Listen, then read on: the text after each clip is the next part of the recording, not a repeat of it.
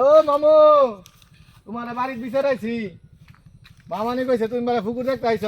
হয় এই পুকুরটা মাছ চাষ করছি তখন দিচ্ছি না মাছের কাজ কাম করতে। আচ্ছা যেটা লেগে আছি মামা সুন্দরের চাবিটা দাও। আর তুই হুন্ডার চাবিতে কি করবি? আইছি মামুর বাড়ি এলাকার চক্কর মেরে আছি।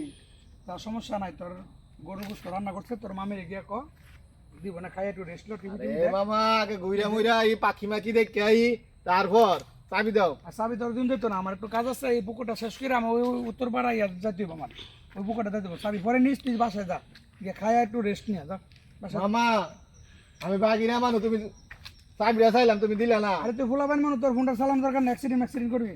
তুই বাসার যা, খাই একটু রেস্ট লো। আচ্ছা কিসে তুই কি করস? হ্যালো মা মামা হুন্ডারে চাবিটা দিছে না।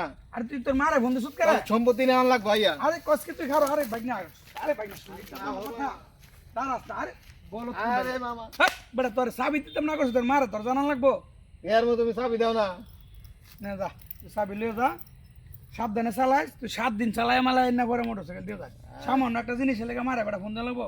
আচ্ছা মামা যাই আবার খেলালাম না বাবাজি চাবি দেয় না হালা বুঝছে তাই গিয়া চক্কর মারি গিয়া।